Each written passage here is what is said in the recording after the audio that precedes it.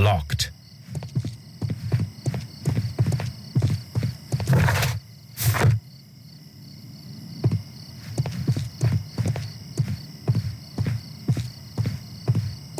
Locked.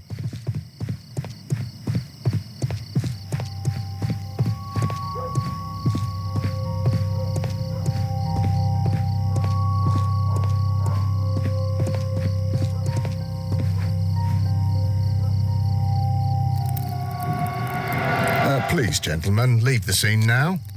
Oh, Mr. Holmes, is that you? Good evening, Constable... Constable Marrow. I was here with Inspector Aberline during the Ripper case, Mr. Holmes, back in '88. But then this is nothing like that case. With this one, we've got the murderer, the weapon, and the statements, which speak for themselves. Of course, Marrow. But you know that appearances can sometimes be deceiving. Who were the victims? The two men here, both shot. The stab fellow was Brian Vercotti, a well-known ruffian. The other, Kenneth Butler, a jeweller by trade. You spoke of statements. You have witnesses? Well, I was there, so I gave my own statement. And then there were two other witnesses who said they saw the killer Chapman. Mr. Turner, a gentleman who lives in that flat over there, and Polly Powell, a flower seller, who was over at the far side of the street. So, Constable Marrow, I should be delighted to hear your testimony. I was standing at the north side of Half Moon Street. That was the side that you came from. But you would have been unable to observe this part of the street, where we are standing now. That is correct. But I saw the two victims slowly enter Half Moon Street, and then shortly after, the fireworks started. A few minutes after that, the fellow Chapman rushed towards me and ran into Half Moon Street. Please continue. I didn't pay attention, but suddenly I heard a woman's cries and police whistles on the other side of Half Moon Street. I rushed over there and I saw the two dead bodies on the ground. When I reached Whitechapel Street, I saw Leighton Chapman. He'd been caught by two police constables. Did you hear the shots? I didn't hear any shots. The fireworks were all over the sky. They were so loud I couldn't hear anything else. Now, what were the fireworks in honor of, Constable? Well, today's Queen Victoria's birthday, Mr. Holmes. Yes, I appear to have lost track of the days. It is May now, of course. Constable Marrow, what else caught your attention while you were running through Half Moon Street? I saw nothing but rats, and I took the time to light every corner with my lamp. Did you happen to look up at Mr. Turner's window when you were on Half Moon Street at that time? Yes, I saw that the window was open, but no one was there. It was dark in the room. Constable, your statements have been of great value to me.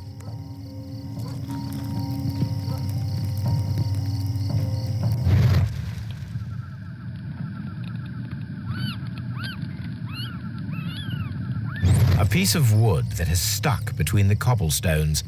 Let us take a closer look.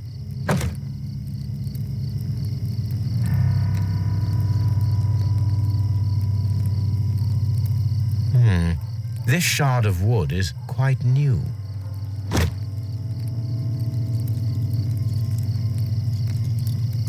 The bullet struck his head. This man didn't stand a chance.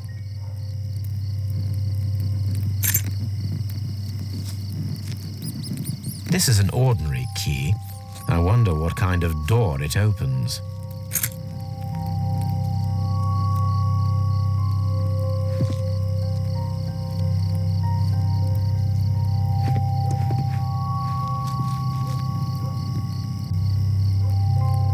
He tried to stop the bleeding with his hand.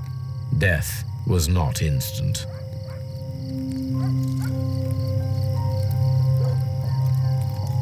The bullet penetrated his stomach, a dreadful wound.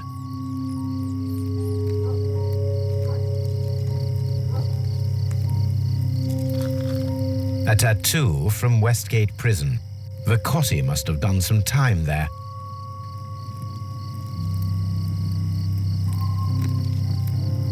Brian Vercotti suffered greatly.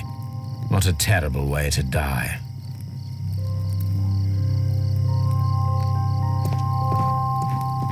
A fairly long pole with a forked end. A fairly long pole with a forked end.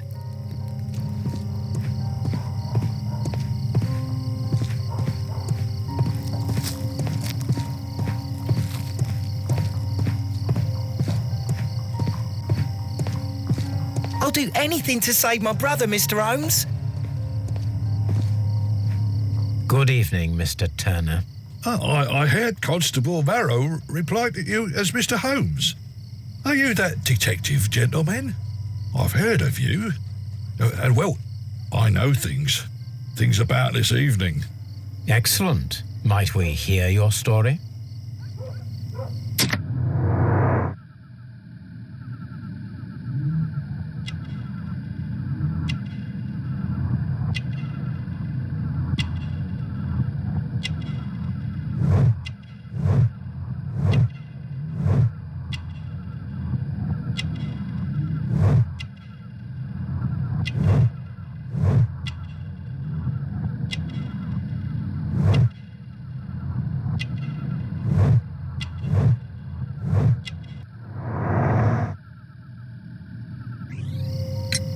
Could you tell us everything that you may have seen or heard?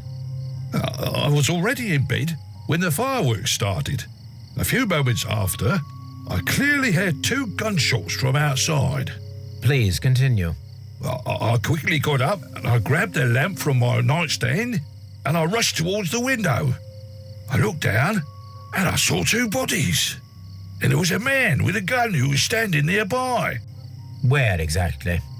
Well, near this body. Did he notice you? I don't think so. He rushed towards Whitechapel Street without looking around. Mr. Turner, did you see anyone else in the street? No, I saw no one but that man, the murderer, the fellow they caught. Were the 2 shots you heard consecutive? Yes, there was a very short pause between them, and they sounded different somehow. It seemed to me that the second shot was louder than the first. That is an interesting comment. Mr. Turner, what were your actions after you stepped up to the window? I was afraid that the man with a gun might return, so I stayed close to the window till I saw the policeman coming in the Half Moon from Whitechapel. Then I walked out to tell them everything I saw. You have helped us a great deal, Mr. Turner.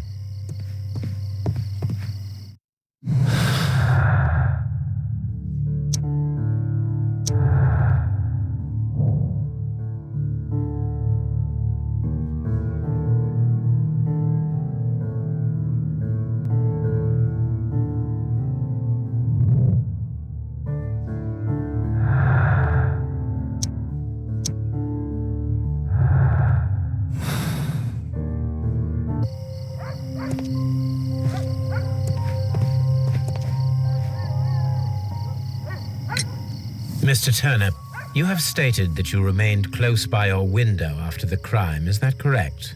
Oh, yes, Mr. Holmes. I stayed at my window until the policeman arrived to examine the dead bodies.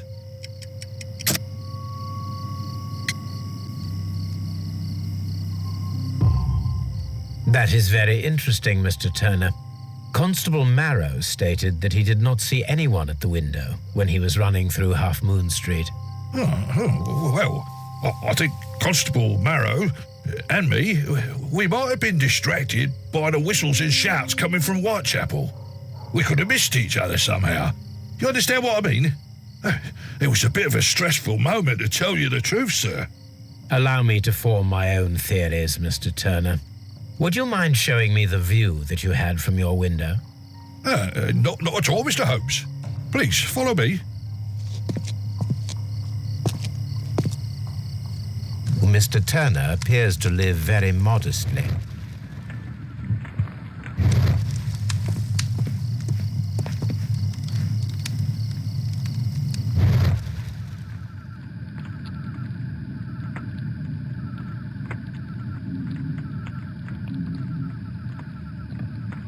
There are pieces of shredded paper scattered over the table.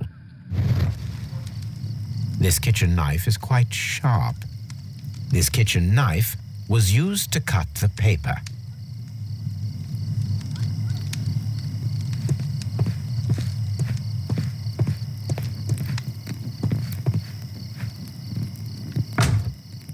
So, that's the view Mr. Turner had when he opened the window. The dead body of Kenneth Butler. Brian Vercotti's contorted corpse. Mr. Turner had a perfect view of the crime scene. He saw the bodies clearly, and Leighton Chapman standing over them.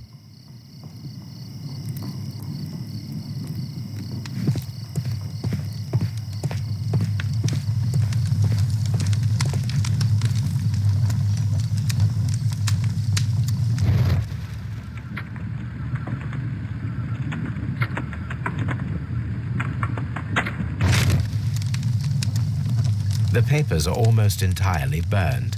I am unable to see what's written here. These words are illegible.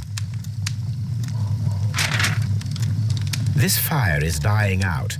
It was last tended to over an hour ago. The papers were thrown into the fire just a short while ago.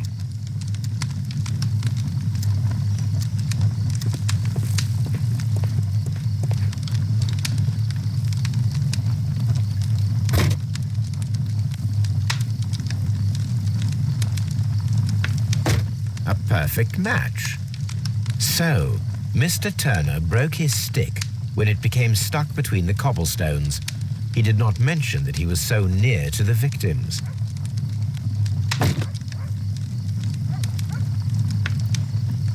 The books on this shelf are in a mess. It looks as though Mr. Turner was trying to find something in a hurry here a short while ago.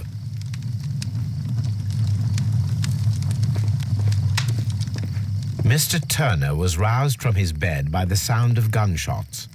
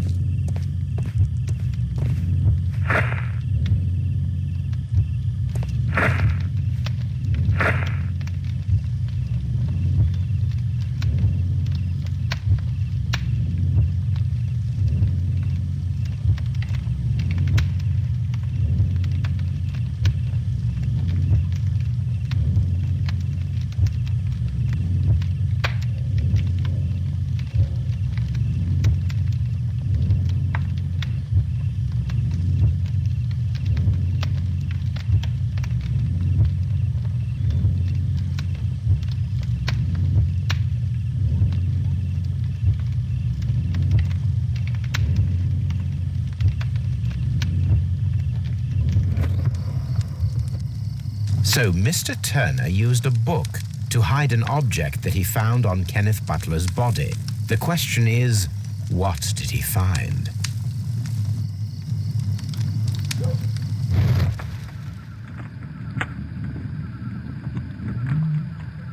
I can see prints from greasy fingers upon the cover of this book. Let us take a closer look. Well now, what a find! A precious jewel concealed inside a book. A bracelet with a unique ram's head design, a distinctive feature of ancient Grecian artifacts, probably of the Hellenistic era.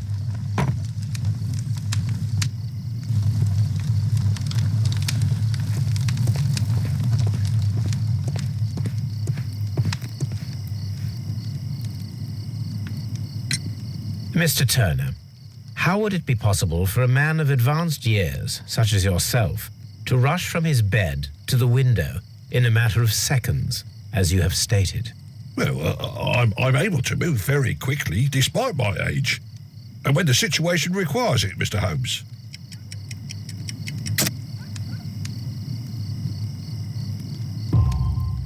I highly doubt that, Mr. Turner. I observe that you suffer a severe limp due to your injured right leg. It would have taken at least 10 seconds for you to approach the window. That means you could have easily missed something or someone in Half Moon Street during that time. You're right, Mr. Holmes. I could have missed something. But it did seem to me that everything happened so quickly. Oh, time can pull tricks on you. And what of everything else that you told us? Mr. Turner, it is vital that we have your complete and true statement. Mr. Holmes, I do assure you that the other things I said were most sincere.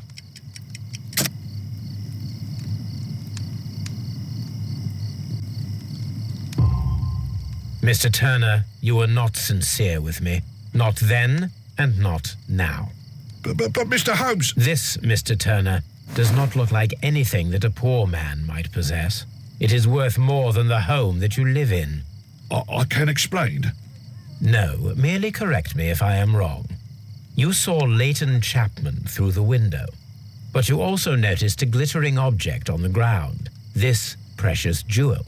You walked down and took the bracelet from the body of Kenneth Butler, and when you heard the whistles, you hurried away. That broke your walking stick. It caught fast between the cobbles. Constable Marrow was unable to see you in the window as you were climbing up the stairs on your way back to your flat. Upon returning home, you hid the precious jewel inside a book. Mr. Holmes, please don't send me to prison. I didn't do anything bad. I'm just a poor man. When I chanced upon the bracelet, I saw it as an opportunity to make a little money. I was desperate. I only took the bracelet, that's all, I swear. You made a mistake by lying to me. But you are not a criminal. I believe that. Although I must return this bracelet to its rightful owner.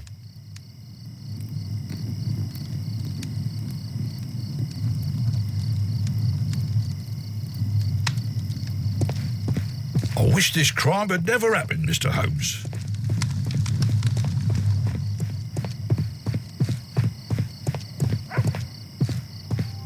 Mr. Holmes, did you see my brother at Scotland Yard?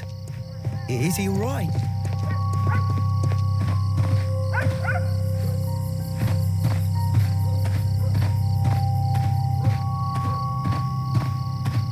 Locked.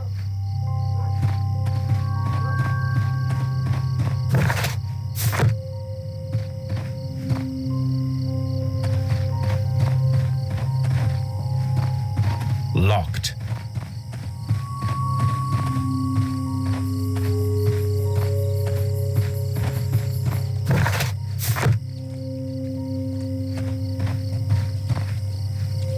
Mrs. Powell? What do you want? My name is Sherlock Holmes. I'm assisting the police with their investigation of the crime that took place this evening. Well, I've already gave my testimony, but very well. Could you tell us everything that you may have seen or heard? Yes.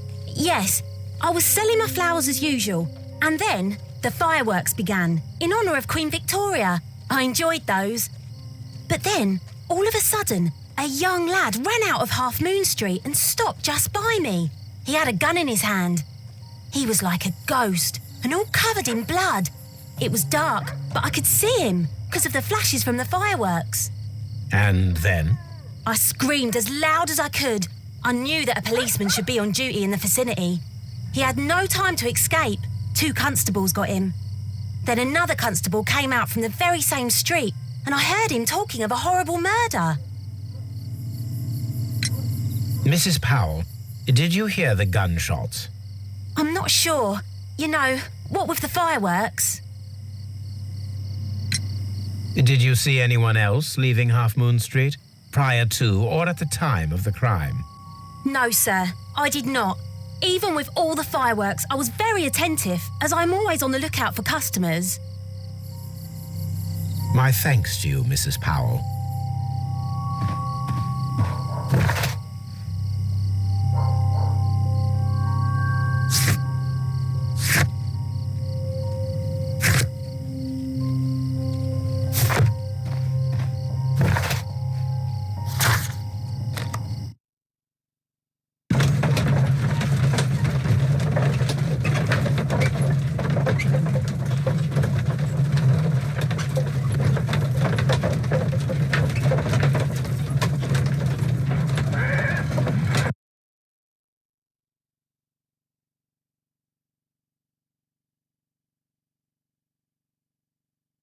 Mr. Holmes, whatever brings you here so late at night?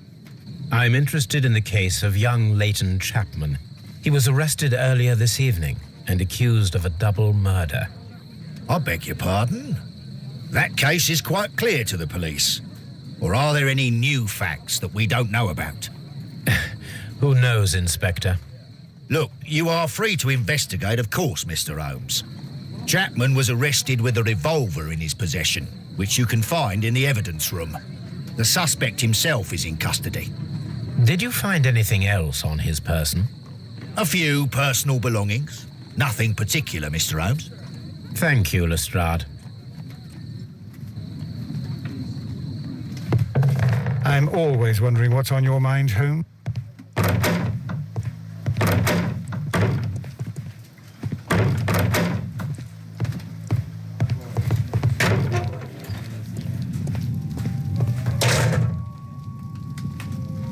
A cheap watch, bought with his own money, no doubt. A cheap watch. These cigarettes are filled with cheap tobacco, nothing interesting. So this is the gun that Leighton was holding when he was caught by the police. It is a Webley revolver, a reliable weapon. It seems as though the shells were not removed from the cylinder.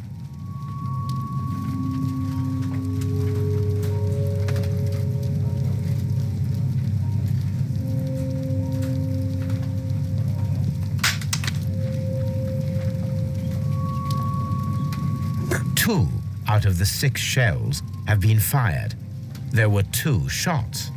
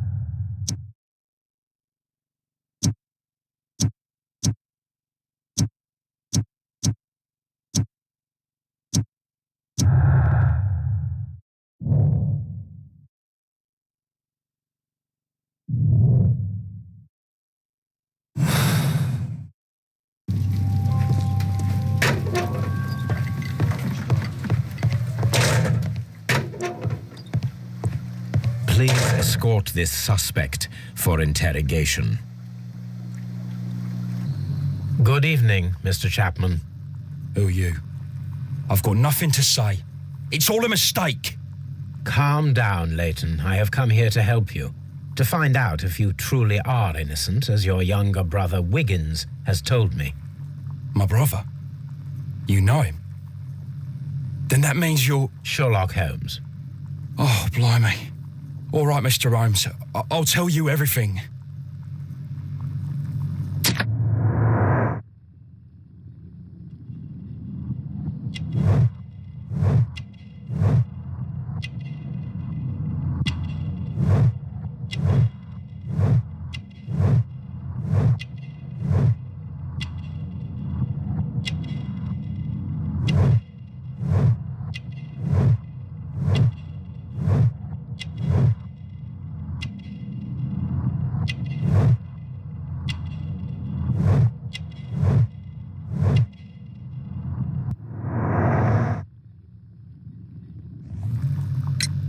Good. Tell me your account of what happened. I left my work and I hurried up to see the fireworks in Whitechapel. I was late, so I decided to cut through Half Moon Street. I saw the first fireworks light up in the sky. I bumped into a constable on a corner before entering Half Moon. Then suddenly, what with all the firework flare, I saw two men. They were both lying flat in the middle of the street. I stopped where I was. I thought about turning back to the police, but as I was thinking of that, I saw a third person. He was leaning over the body that was furthest from me. The second I saw him, he raised his head and he stared at me. In a flash, I saw his gun, but he made a dash for it instead and he escaped through Whitechapel Street. So you might still have had time to return to the constable. I panicked. I didn't know what to do. Anyway, I approached the bodies just to see if they were still alive. I saw that one had blood pumping out of his stomach. He was dying. It was horrible. The second one was already dead. He had a hole in his head. He was holding a gun in his hand, though. I took it, and then I followed the third man. Interesting. Pray, continue. I turned a corner, and I saw the man standing in the middle of the street. He seemed to be in some sort of panic. And then, Mr. Holmes, something strange happened. I told the police and they laughed at what I said, but I swear to you, my words are true. I started running towards him. But then I was blinded by a flash. It was so bright that I hardly saw anything for a good dozen seconds. But I kept running forward. As I arrived in Whitechapel, I heard a woman screaming. And then I was caught by the police. But there wasn't a trace of that man. Of course, then they found a gun and all that blood. I couldn't see the murderer escaping and all that mess. Perhaps I was still half-blinded at that moment. A thrilling account, my young man. Leighton, are you able to describe the person whom you saw standing in Half Moon Street? Well, I wasn't able to see his face at all. It was too dark, and he was too far away. I could see his silhouette. And what about that? Nothing so special. He was wearing a jacket. He was quite average in size and his weight. I see. Was there anything else that struck you at the time? No. But perhaps it's strange, but I can't remember the sound of his footsteps as he was running away. Perhaps it was because of the fireworks or the surprise of me seeing him. Leighton, I confess I am puzzled. Why should a young lad like you take a gun from the hands of a dead man and set off in pursuit of a probable killer? I know. I keep wondering that, but at the time it was like a reflex. A criminal ought to be arrested, and he was armed. You were willing to risk your life. That was a little foolish, unless you wanted revenge. No, Mr. Holmes. I was just being brave and stupid.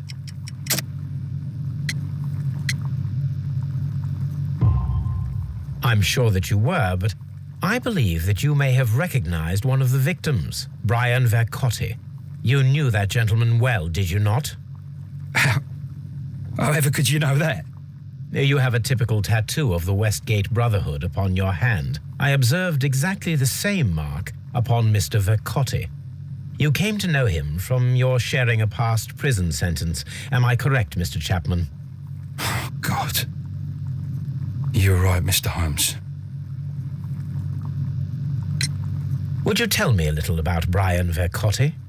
We were convicted for a robbery. Once in prison, both of us joined one of these fraternities. During that year, we tried to help each other out, you know? You were quite young then, I believe. Yes, Mr. Holmes, we were. We'd only stolen a pound of meat.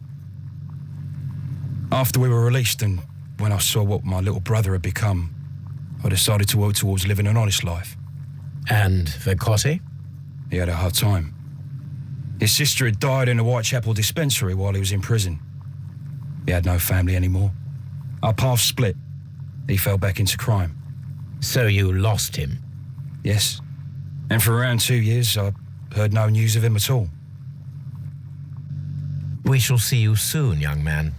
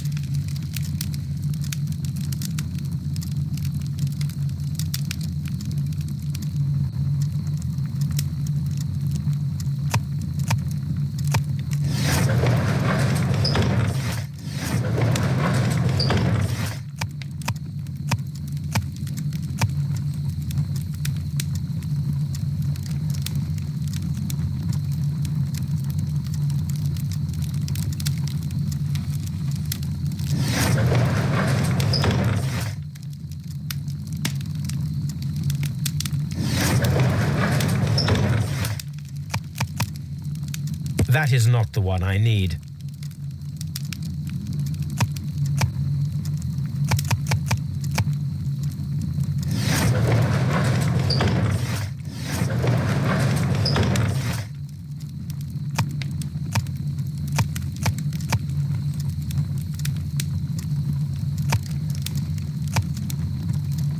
That is not the one I need. That is not the one I need.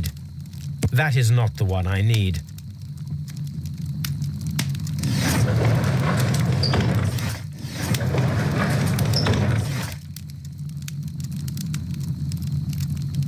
That is not the one I... That is not the... That is not the...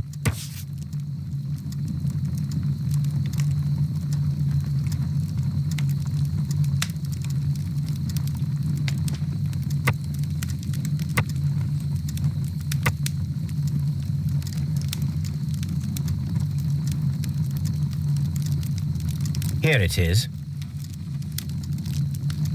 I need to continue my research in my archives.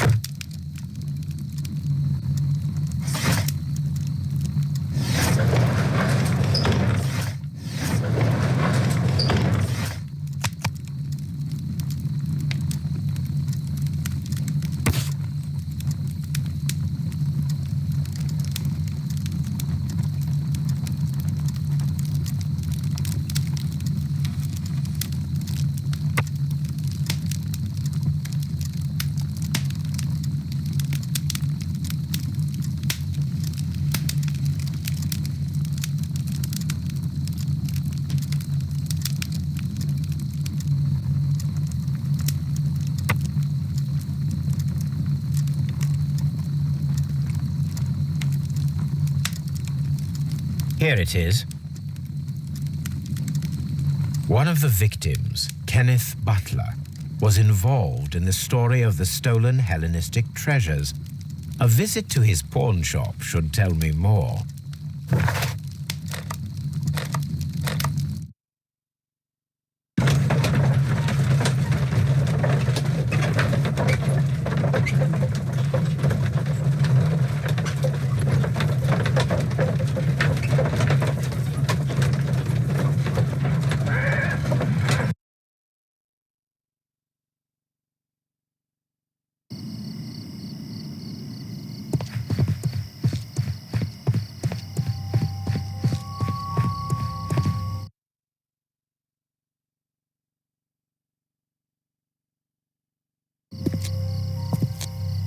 What's up with you, lad? What are you waiting for? I'm waiting for my brother to be released. Your brother? The one that you caught, beat up and imprisoned. Ah, the murderer. He ain't killed no one, copper. Watch your mouth, lad, else you'll be joining that worthless brother of yours.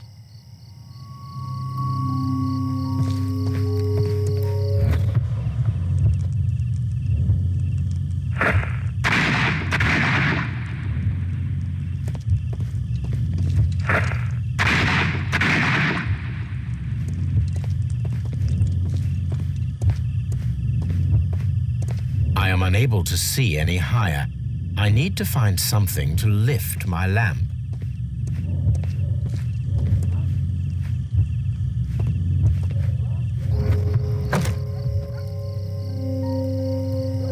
This should be useful.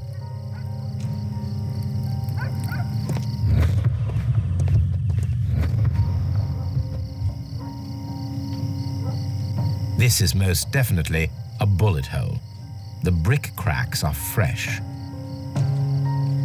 Watson, there was a third shot fired in this street.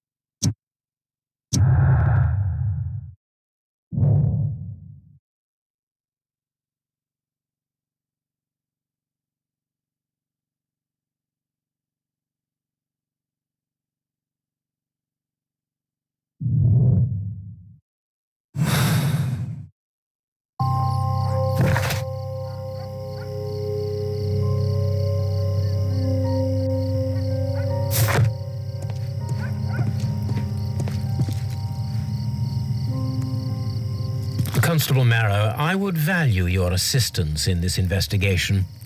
It would be my pleasure, Mr. Holmes. I would like to make sure that there are no places in Half Moon Street where a man could hide while you were running through it with your lamp. All right, Mr. Holmes, what should I do? Take your lamp and start walking, just as you did before, and try to find me. Understood.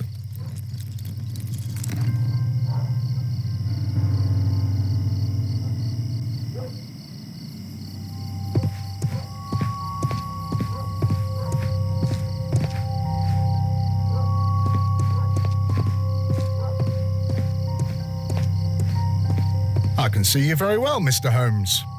All right, Constable. Let's try again. I'll find another place to hide.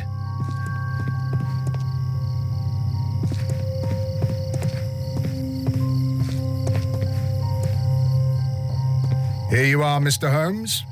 All right, Constable. Let's try again. I'll find another place to hide.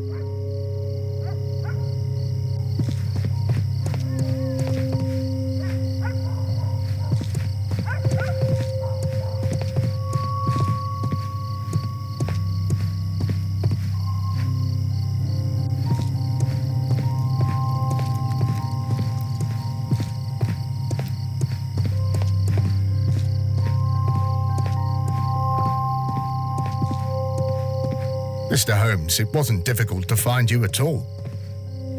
It is obvious now. No one could escape Constable Marrow's lamp while hiding in the street.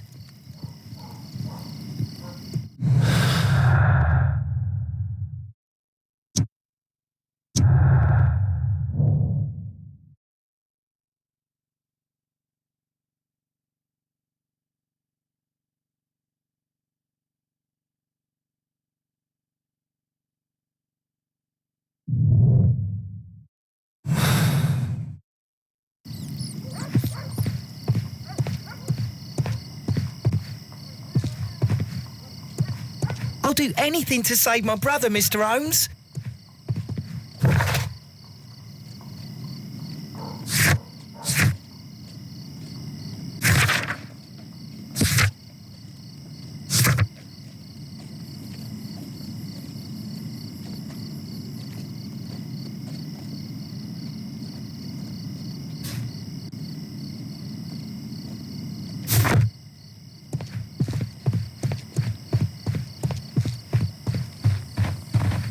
Such a young man, and already a murderer. This mirror is turned towards Half Moon Street.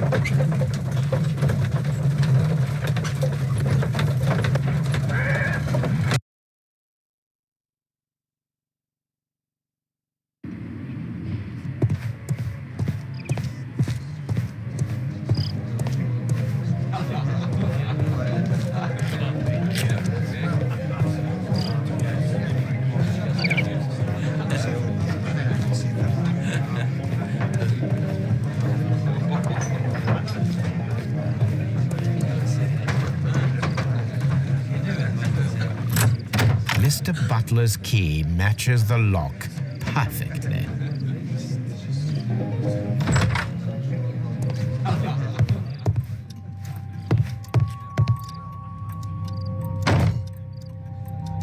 These tools are exactly what I need to climb the wall.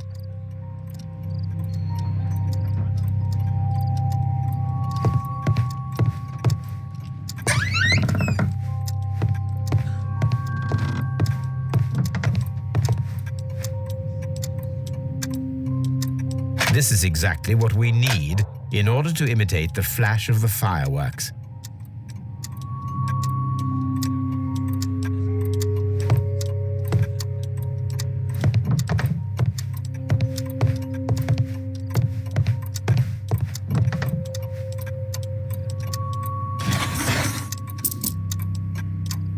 The ram's heads.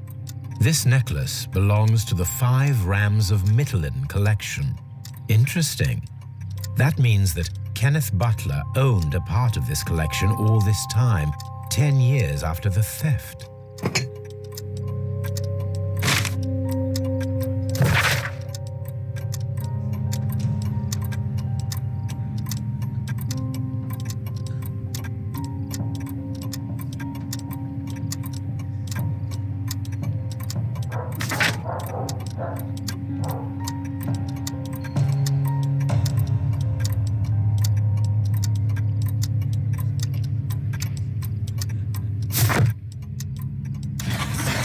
It looks as though Mr. Butler kept a careful record of his operations.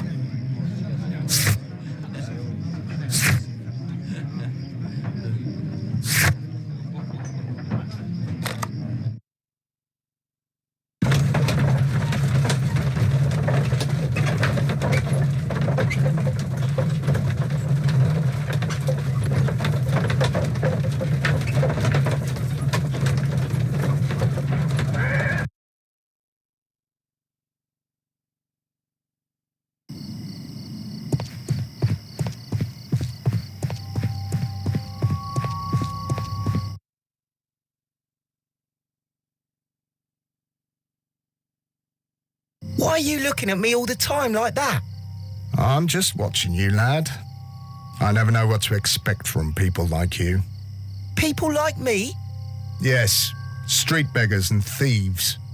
I ain't a thief. Oh, no? Then where did you get whatever it is that you're gnawing on? I very much doubt that you bought it. What ain't seen can't hardly be stolen.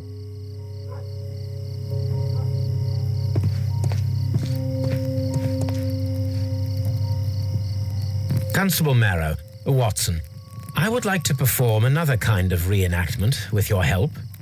I'm listening, Mr. Holmes. I want to check if Leighton's testimony can be trusted. If someone could vanish into thin air at a specific moment. But Holmes, I don't see how. I am going to be the mysterious gentleman whom Leighton followed.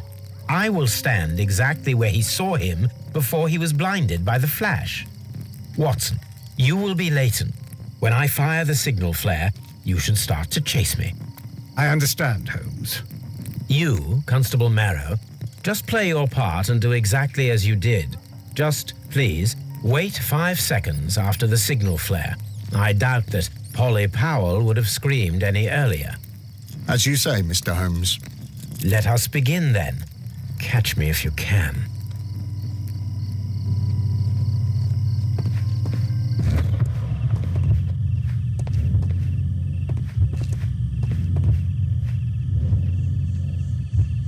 The moon illuminates this wall. Anyone trying to climb it would be easily spotted by Constable Marrow. This wall is cast in shadow. It would be difficult to see anyone scaling it.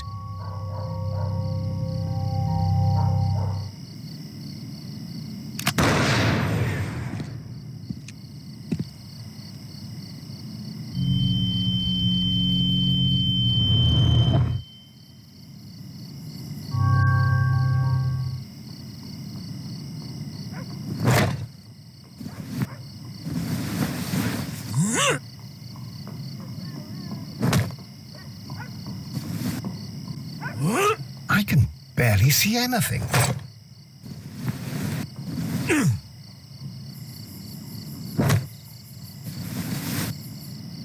Holmes? Are you there?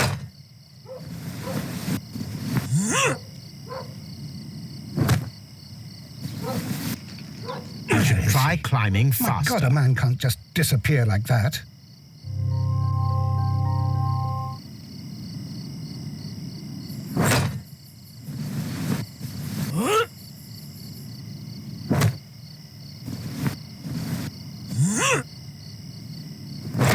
I can barely see anything.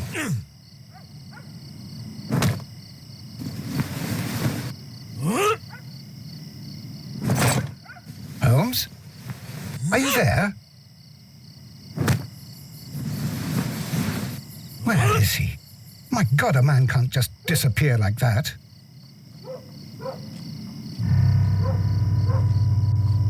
Holmes? Holmes? Where are you? I cannot see you, Mr. Holmes. Dr. Watson, it seems that Mr. Holmes has disappeared. Don't worry, gentlemen. I am up here, above your heads. How on earth did you get up there, Holmes? I am using crampons and a climbing axe, although the person we are looking for did not leave any traces of such tools. Constable, is there any way to get to the top of this building? Yes, Mr. Holmes, I can show you. The door to the building can be found from Whitechapel Street. Gentlemen, I am on my way down.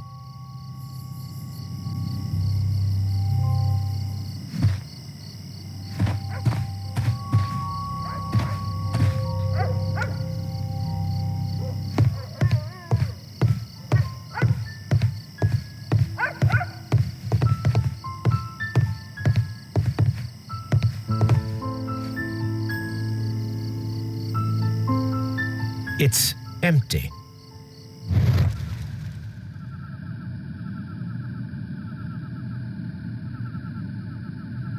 A cluster of thick black threads. They're unusually strong. I should examine them under the microscope.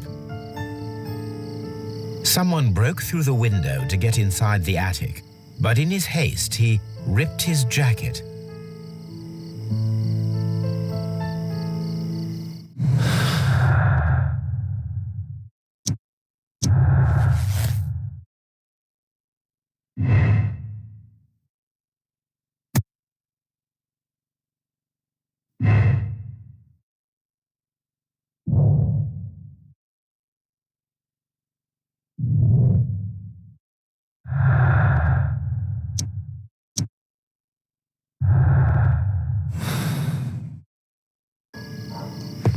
These shards of glass are from the window above. We can conclude that the person whom Leighton saw climbed up the wall, broke into the attic window, and escaped through the hatch.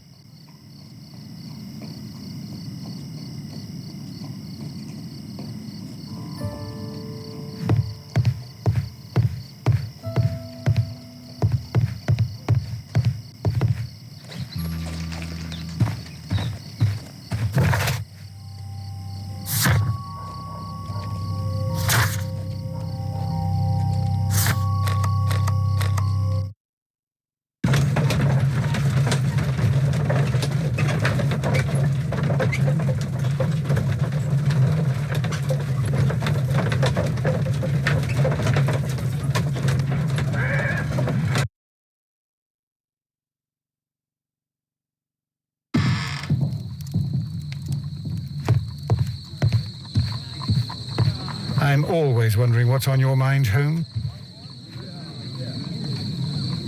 Let us take a closer look.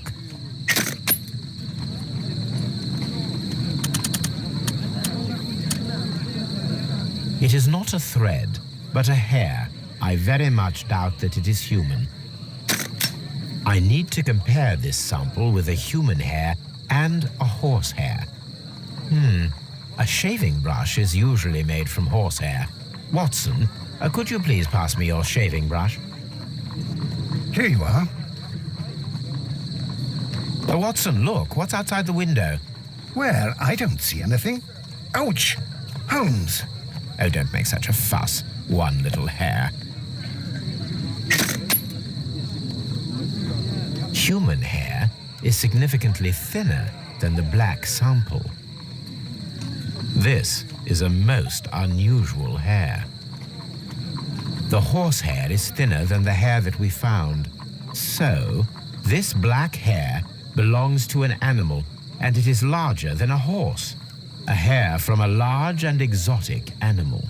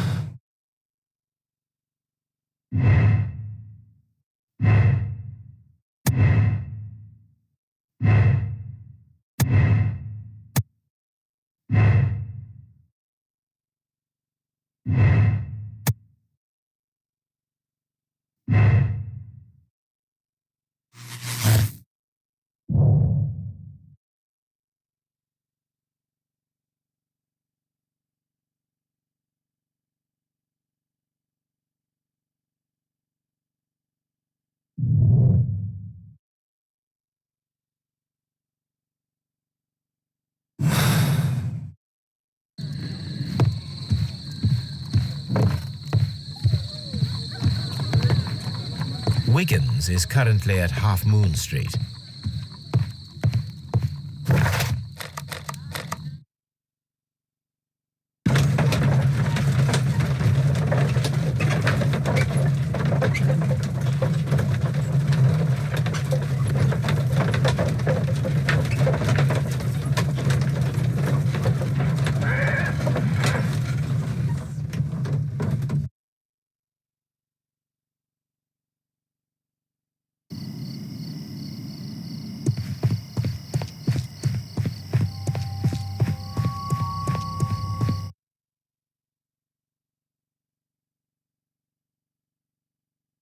Wiggins, my lad, what are you doing here? You'd best be leaving and be quick about it.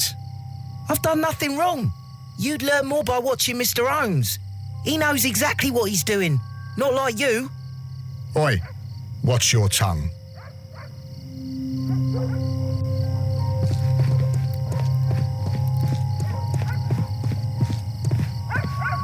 Mr. Holmes? We have good news for you, Wiggins. The investigation has proven very interesting so far. We found facts and details that confirm your brother's innocence. I knew it, Mr. Holmes. But for now, Wiggins, we need your help. Anything you like, Gov. I need you to locate a circus that has stopped over in London. It needs to have disposed of at least one exotic animal, a very large one. You can count on me, Mr. Holmes.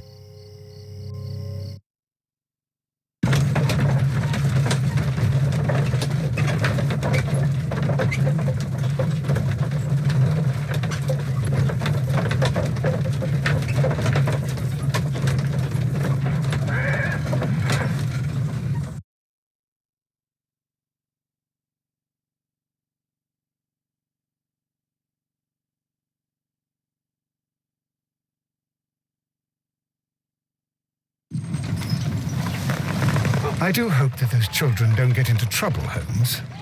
Don't worry, Watson. I predict some news in 7 seconds. Mr. Holmes, we found it. Here it is.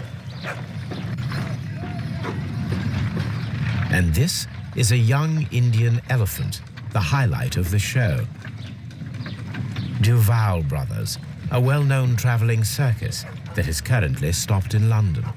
I believe that is exactly the type of circus we are looking for.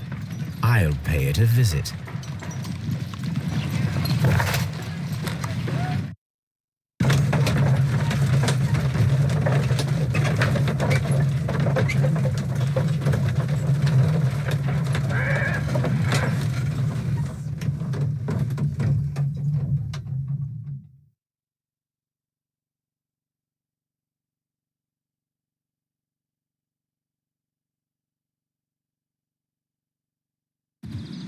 Hi, you.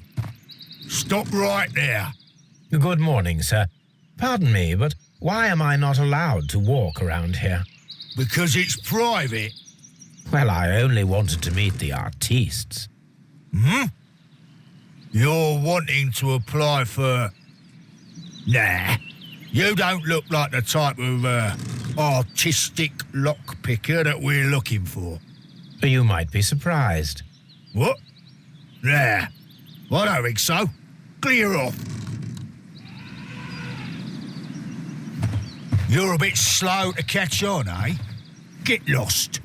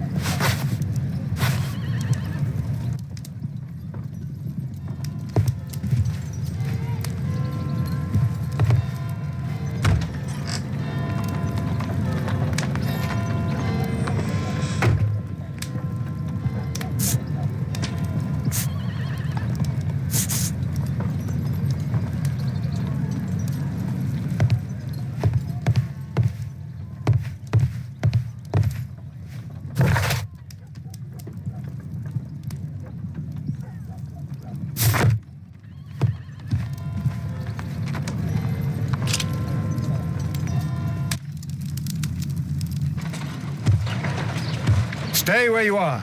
What are you doing here, and where is Sherlock Holmes? Calm down, Watson. Take deep breaths now.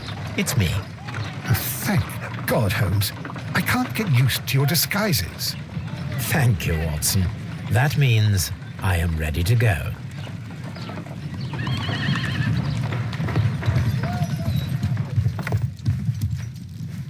A map of London and the surrounding area.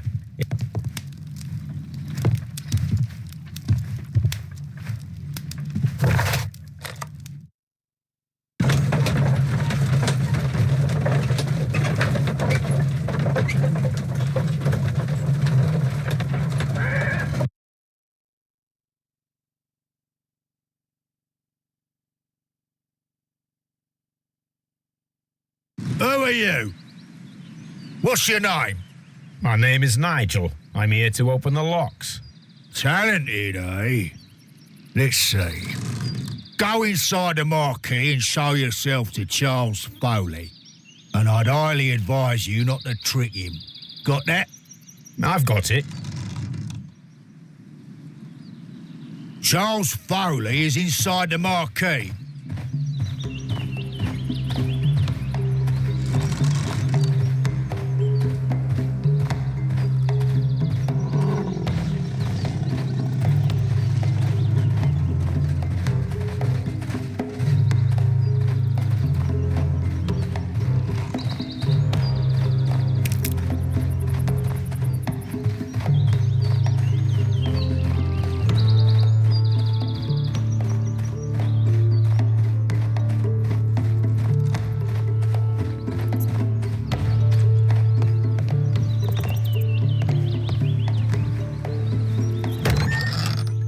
So, everything is here, just as you asked.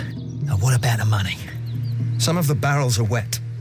Transportation issues, it couldn't be helped. Whatever. We'll be here after midnight to pick up the supplies. I want to be paid first. No. You'll be paid after we make the transfer, as I said. Right? I hope that no one saw you. The police are on the lookout. Of course not. I'm a professional. Glad to hear it. Be ready for tonight, then.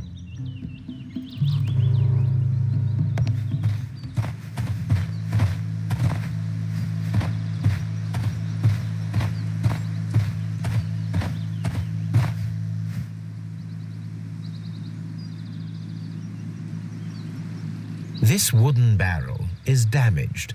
It is difficult to say what is inside. There is a spot on this barrel that was intentionally painted out. The crest of the Honourable Artillery Company. Could it be gunpowder? I need to be sure.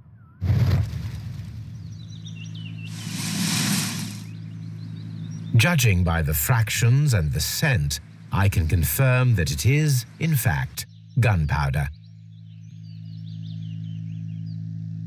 The barrels are roughly clustered. It seems as though they were brought here in a hurry.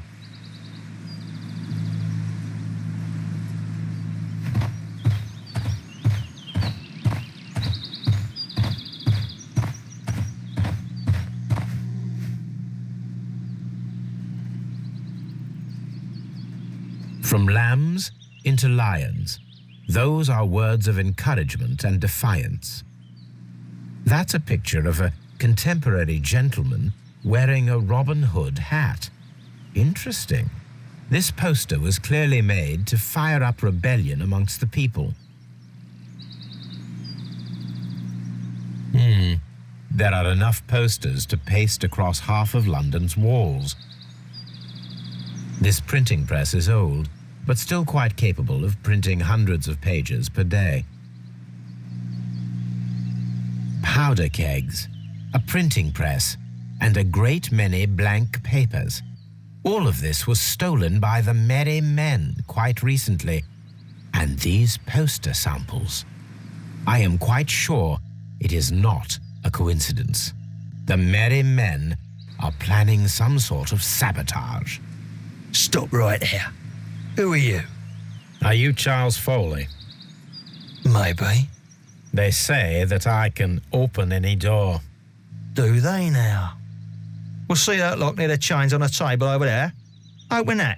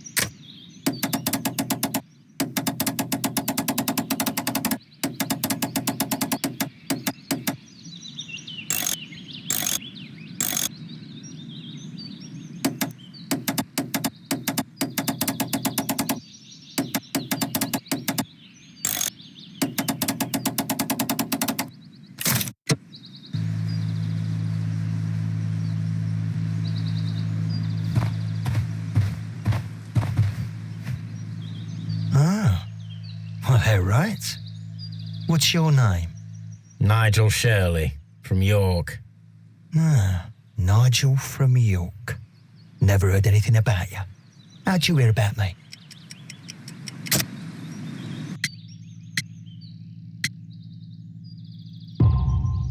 It's a long story. I met your brother, Vincent the Butcher Foley, in prison. He told me all about his betrayal and all about you. Before I was released, he told me that you might find a job for me one day and pay me some money for me craft. Well, he died 7 days ago in prison. I'm sorry to hear that. That's all right. The traitor has paid the blood price for it. And you'll do the job anyway, because I need a talented lockpicker. I know just where to search for his legacy. It's all about the Hellenistic treasures, isn't it? Gosh, you fool. Now, listen up. You'll come with us tonight, and you better mind yourself. Us? Wait, who's coming then? Billy, Jack and me. And what will I get for that? We'll share the loot. The one you seem to know about. Right. Wait for us at the abandoned manor house on a corner of Ladbroke Grove and Kensington Park Road at midnight. Deal.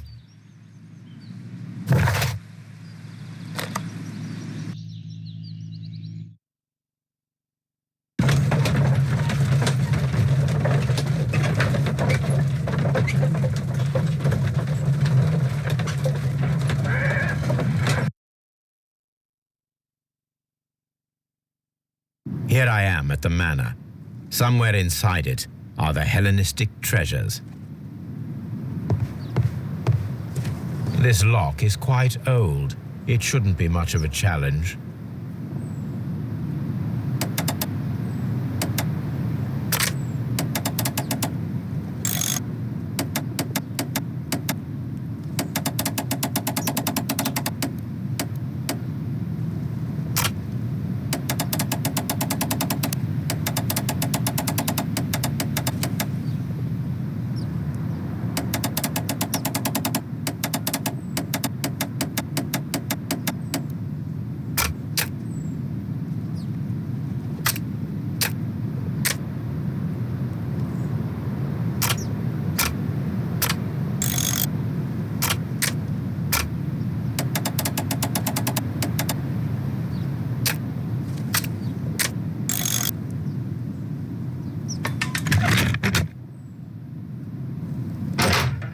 need to find where the safe is hidden and lockpick it.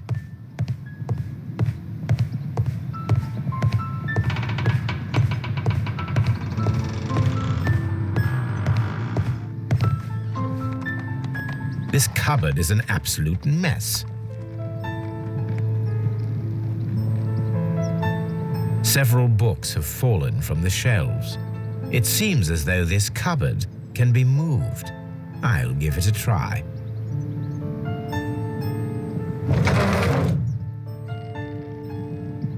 So, that's the lock I must open tonight. Let me see.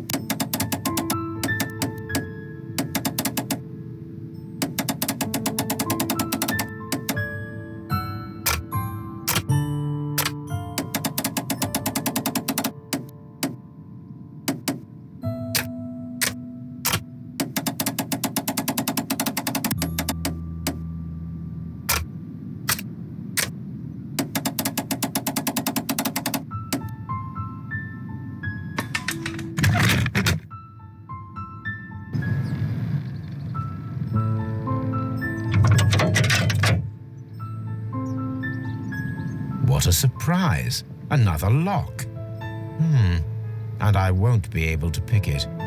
I recall that precious key around Foley's neck. It might prove a decent fit. I suppose they hired me to only open the first lock. Let us wait for the thieves, trap them, and find out. Let us check the thieves' possible escape routes in the event that they are caught off guard by the police from the front door.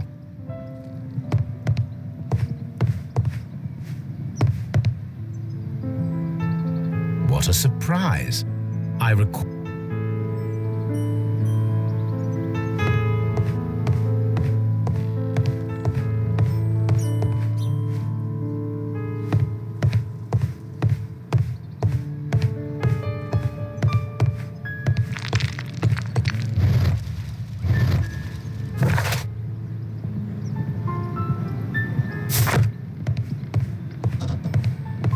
This door is a perfect means of escape in an emergency.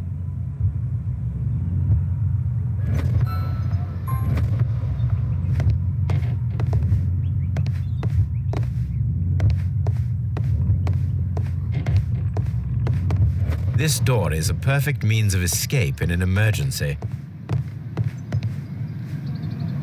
This should be useful.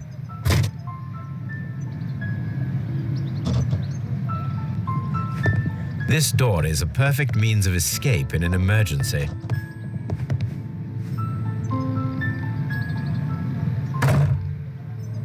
The door is now blocked.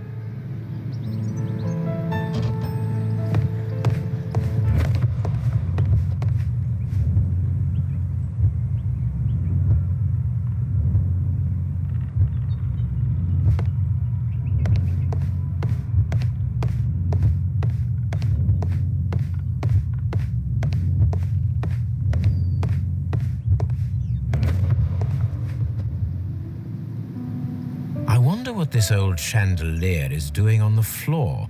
It looks as though it was poorly attached. I suppose that the thieves already tried to open the lock with this formidable hammer, but they were unsuccessful.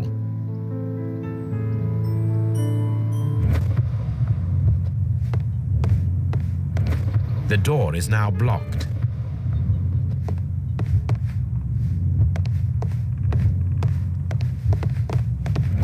The thieves won't attempt to escape through the front door if the police are right behind it.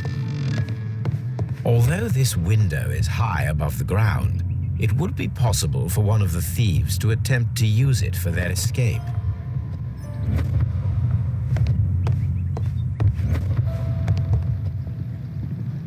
This should be useful.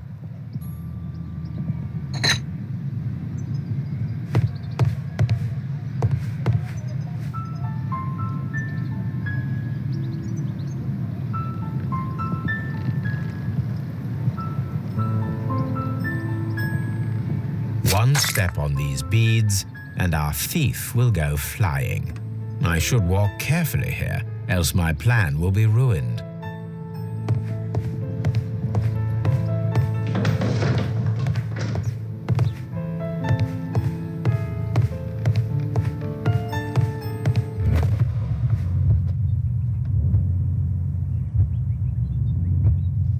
Any thief who finds his way upstairs will roll down very quickly.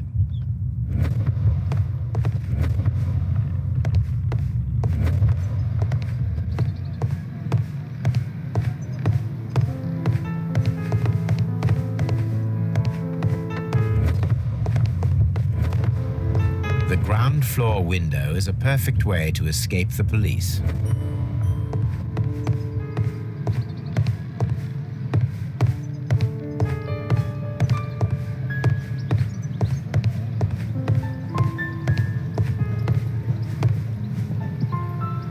This should be useful.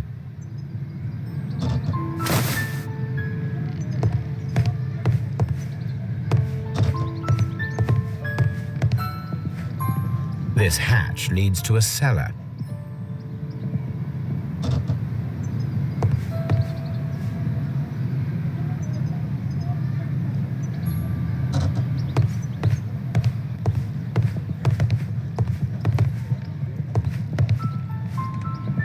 This works very well. No one will escape through this window now.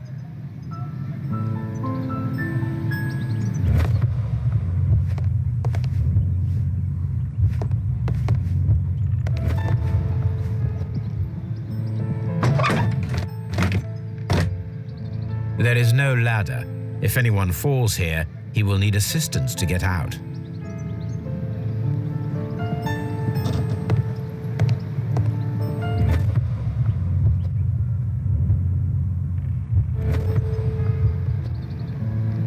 This hatch leads to a cellar.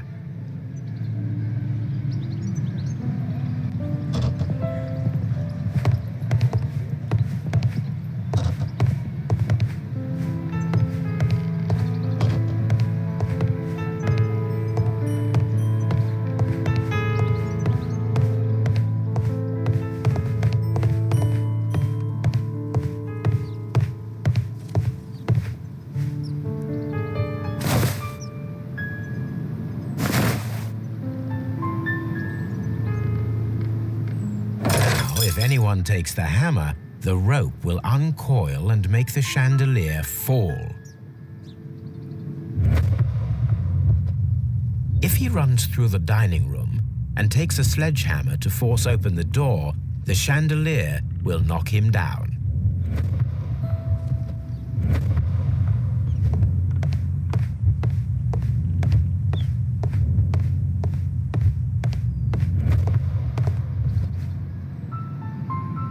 This should be useful.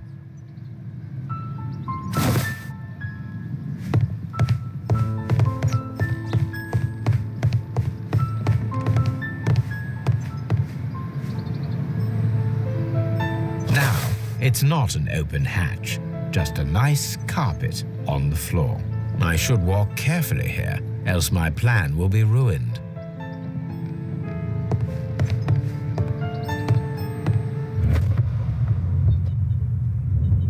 Now, if a thief runs through the kitchen, he'll pay a surprise visit to the cellar. The traps for my circus companions are all prepared. I can leave now, but I'll return later with Charles Foley and his companions.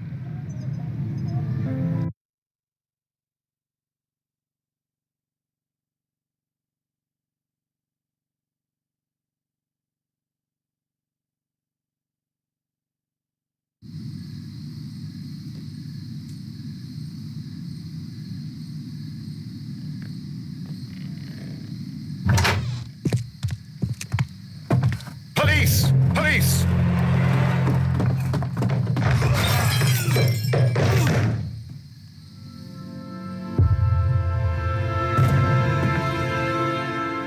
Stop where you are!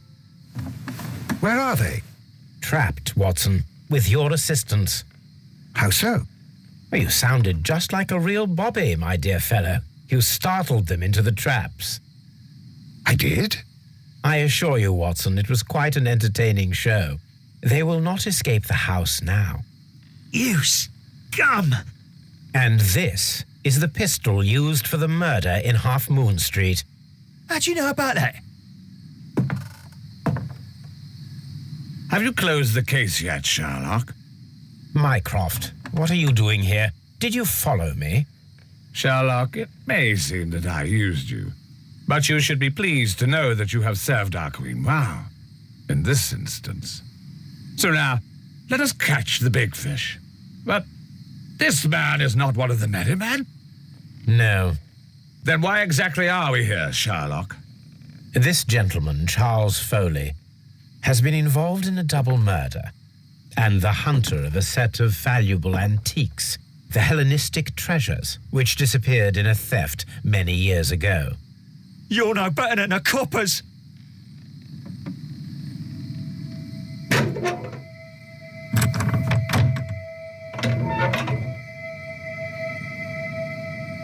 Holmes, that is incredible. The Hellenistic treasures. Indeed. Nothing but trifles. Where are the merry men? I don't know why you are asking me, Mycroft. They are yours to find. I'll see you soon, dear brother.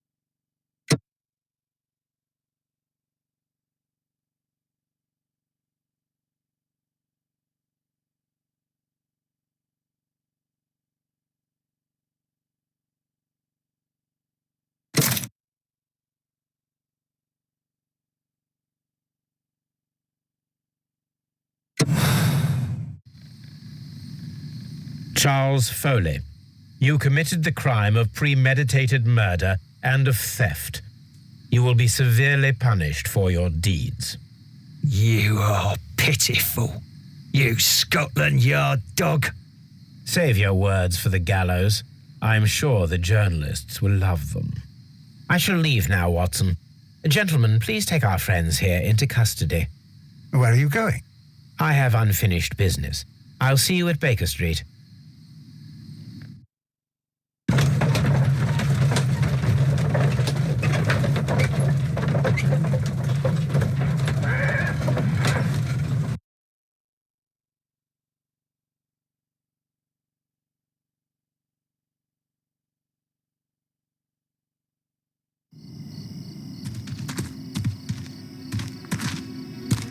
Be careful with the lamps. Don't bring them too close to the barrels. Good evening, gentlemen. Who's there? That is of no importance. What matters is who you are and the plans that you have here. So you can stop us from carrying them out?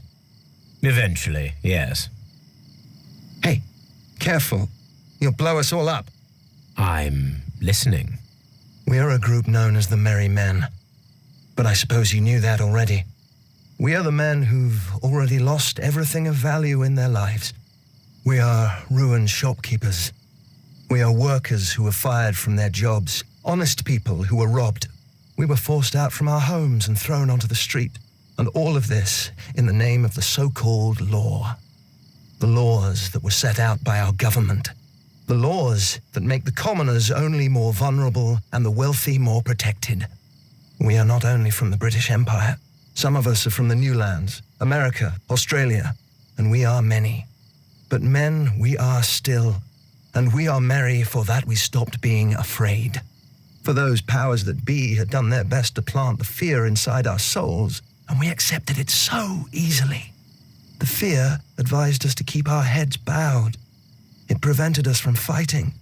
Bankers and politicians, they own our lives, our work, our bread, and they push us to compete between each other just to see who may serve them better. But in the end, they are the few, so they are weak. They are nothing without their titles. We should not fear them. Our so-called masters should fear us instead. The time has come for our group to stand tall. Our great and many merry men. We are going to blow up the London Stock Exchange. No life shall be lost. But ownerships, debts, and property titles? They shall all be destroyed. They're only papers, after all. So many people will be freed over this night. That is a radical step to take. What result do you truly expect? Chaos. But soon people will understand that they are free, and that they don't belong to anyone. They will be able to work for themselves, together, without letting the rulers dictate what to do, and finally justice will arise. What you are intending to do is a crime. It is not justice. How do you see justice, then? Kids go to prison for a loaf of dry bread. And how many lords do you see punished for stealing from their people?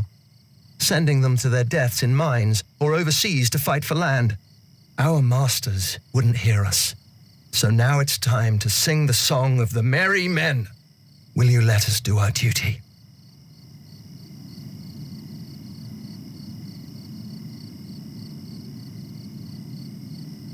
When people fight the order, they are too blind to see the consequences that throw society into chaos. I shall stop your actions, but not you. Run. Now!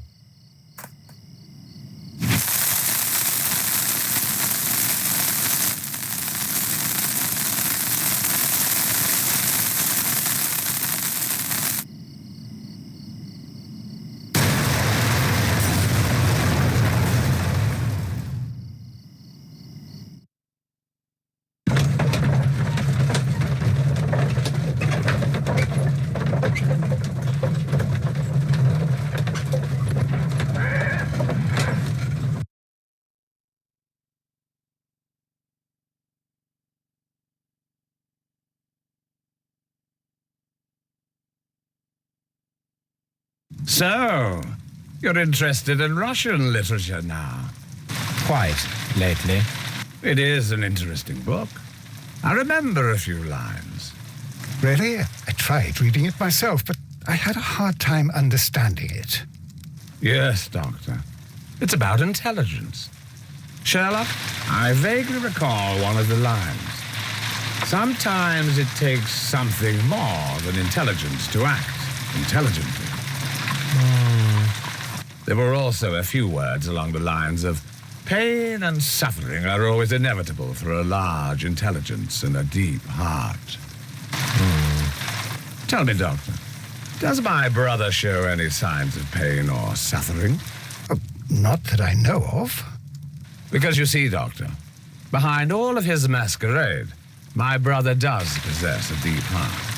So deep that he does not recall where he places his love. Well, I'm sure that... His love and his duty that, in the first place, should be directed towards the Empire. For without it, we would be nothing. A country filled with uncivilized men. And the Empire needs order and discipline. It has no room for chaos. People who commit crimes, or at the very least intend them, deserve punishment, Sherlock. Without justice, there can be no civilization. But we serve the truth, not justice. Your truth, Doctor, that may prove immoral. Allowing people to terrorize London, destabilizing the whole empire. Terrorize only the powers whom you serve, Mycroft. Not I, not Watson, not Mrs. Hudson, not Wiggins. Sherlock, the merry men are to be stopped. Not by me. You created the merry men. Stop them yourself. Only make sure that you don't create 10 more merry men by arresting the one. Good night, Dr. Watson. Anything in the post, Watson? Any clients worthy of our attention? Only a second reminder from Mrs. Hudson about our new neighbor. She urges you to remove your... Oh, I don't care about that. Holmes, the lady who will be moving in shortly has requested the use of our spare room to place all of her boxes. Wait, what? A lady?